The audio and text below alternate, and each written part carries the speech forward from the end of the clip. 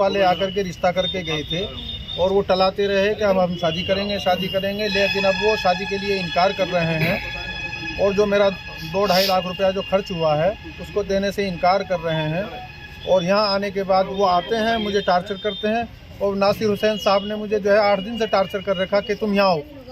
कौन नासिर हुसैन साहब ASSI हैं। उन्होंने कहा कि जी यहाँ रात को 2 बजे तक भी फैसला होना है। फिर मेरे बच्चे को टार्चर करने के लिए 2 बार पुलिस भेजी और रात को 10 बजे उसे बिस्तर से उठवा करके बुखार में बगैर कपड़ों के था वो, उसे रात को पीटते हुए यहाँ थाने ला करके बंद कर दिया। और जो है मैं रात जो है किसी के हाथ मैंने लिहाफ देने के लिए भेजा, लिहाफ लेने से भी इनकार कर दिया। और जो है अब बोलते हैं कि जी हमको मालूम नहीं कौन लेकर आया समस्या लेकर आए हैं और जो आपकी बेटी के साथ मारपीट हो रही है, कौन लोग कर रहे हैं? हम थाने आए हुए हैं तो जो हमारी बेटी के साथ समस्या करी है उन्होंने अक्सर और शेरू और बुढ़ार और ये मन्नू ने दिल्ली पुलिस से गोली चलाई है, इनकी कोई कार्रवाई नहीं हो रही है। और जो ये सब हम बात कर रहे हैं सब हमें दिखा कर जाएंगे कि पुलिस हमारी कार्रवाई नहीं करेगी। हमारी बेटी की गर्दन वर्दन पर सब पे मार पिटाई कर रखी है और हमारे गेट तोड़े हैं और हमारे 30,000 रुपये भी चुरा कर ले गए। पुलिस ने कार्रवाई नहीं करी और नहीं उन्हें फाड़ कर लिया। क्या कहना उन लोगों नहीं जेल भेजे। पूछ लो इस बंद वाले में क्या कहना है, हवालात वाले में, और इस लड़की के साथ जो हुआ इसमें क्या कहना है, इनका बयान ले लो, फिर हमसे पूछ लो। अभी तक नया साल है, नए साल में ये बात कम से कम ऊपर तक चली जाए, मुख्यमंत्री जी भी सुन लेना। भाई कौन ऐसा एनर्जेटिक आदमी है जो भाई इनमें भी मेरा हाथ है क्या? मतलब ये कहेंगे ना विधायक का हाथ है, ये भी मेरा हाथ है इनमें बेचारी में, या उसका जो रिश्ता हुआ उसमें मेरे हाथ है, उस रिश्ता वाले में दहेज मंगवाने में। जी की सरकार में भाई योगी जी की सरकार में भी अगर खोप नहीं है इतने बड़े अपराधी जो पुलिस पे गोली चला रहे हैं दिल्ली पुलिस पे, और वो सेफ है, उनकी लड़कियां उनकी बहनें वो सब की सब इतनी बड़ी खलीफा है और सारे उनमें जितना धंधा में इन्वॉल्व है वो इनका इलाज करती है बढ़िया। इसका क्या दोष है बेचारी का? मतलब इसके पूरा छुली हुई पीटी हुई नील पड़े हुए थे पूरे शरीर में। जब मैंने भेजा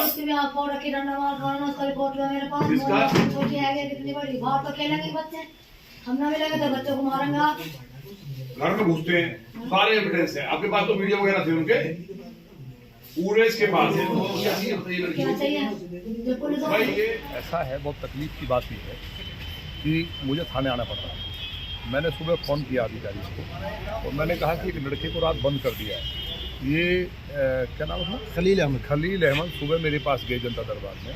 इन्होंने बताया कि मैंने अपनी बेटी का रिश्ता किया मीरापुर में, मुजफ्फरनगर में, और वहाँ जब रिश्ता हो गया जो इन्होंने खर्च किया उसने खर्च किया, उसके बाद वो कुछ दहेज मांगने लगा।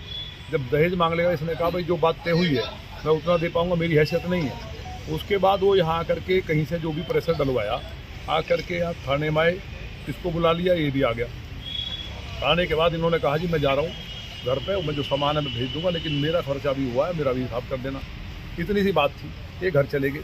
उसके बाद कोई बीमार हो गया, ये वहाँ निकल गए। इन्होंने कहा साहब मैं आज नहीं आऊँगा, मैं कल आ जाऊँगा और कल बैठ के इसको निपटा लेंगे।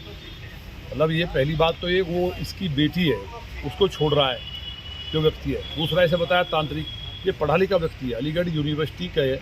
ये आदमी BSc AG किए हुए हैं, 72 साल 72 ईयर ओल्ड व्यक्ति है, इतनी इनकी एज है। इसका भी लिहाज नहीं करके उसके लड़के को रात उठा लिया। लड़के का क्या दोस्त था, उसे उठा करके रात हवालात में बंद कर दिया। उस बेटे को बंद क्यों हवालात में किया? भाई इसकी तो लड़की को छोड़ रहे हैं वो।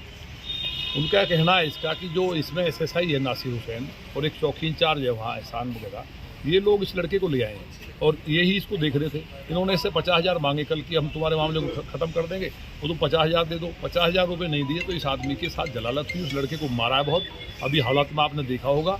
अभी मैंने ACP को कहा है, सुबह मुझे DCP का फ़ोन नहीं मिला।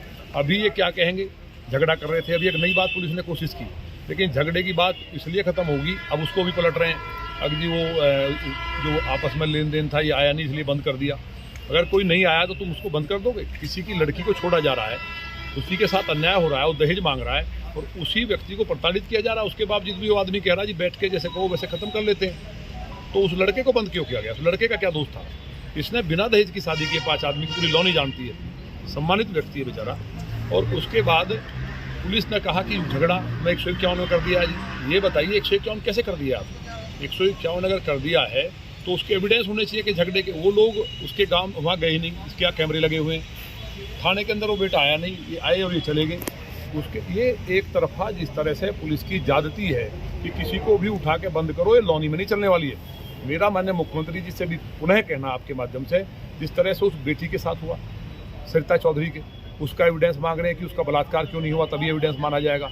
ये जो हद पार कर दी है, केवल ये दिखा करके कि कमिश्नर से मेरा विवाद है, मेरा क्या विवाद है, ये दिखा करके पूरे गाजियाबाद में जो लूट भूमाफियाओं का मकड़जाल, छिनैती, डकैती, जो अपहरण हो रहे हैं, जो बलात्कार दुराचार हो रहे हैं बहनों के साथ, बेटियों के साथ, उसको दबाया जा रहा है। इस व्यक्ति के बेटे को बंद किया, उसकी पिटाई की और रात भर बंद रहा बुखार में। इसके लिए मेरे ये कहना है, मैं बात करूंगा ऊपर भी, क्योंकि पुलिस अधिकारियों से बात करने का कोई मतलब नहीं है। मैं माननीय मुख्यमंत्री जी से ही बात करूंगा कि ये पुलिस को कौन इतनी ताकत दे रहा है कि ये पूरी सरकार को फेल करना चाहते हैं। जो लॉ एंड ऑर्डर में हमारी सरकार की एक इमेज थी पूरे देश प्रदेश में, उसको समाप्त करना चाहते हैं। अब ये बेटी, ये बहन खड़ी है, इसकी बेटी को जबरदस्ती जिसने पुलिस पे गोली चलाई, आप इधर आओ, जिसने पुलिस पे गोली चलाई वो अपराधी अभी यहाँ डाबर तालाब पे पुलिस पे गोली चलाई, दिल्ली पुलिस पे, बड़ा माफिया जेल में, उसके भाई ने उन्होंने मिल करके जबरदस्ती इस लड़की के साथ, जो उसको पूरे घाव लगे हुए थे जब मैंने भेजा, पिछले काफ़ी लंबे समय से चक्कर काट लिए। एक व्यक्ति पर न मुकदमा न गिरफ्तार है, क्योंकि वो काम करते हैं बड़ा अवैध धंधा, हथियारों की तस्करी करते हैं, अफीम चरस का काम करते हैं, बड़े अपराधी हैं। पुलिस को आते हैं, चौकी इंचार्ज है, उसको जेब में पैसे दे के चले जाते हैं।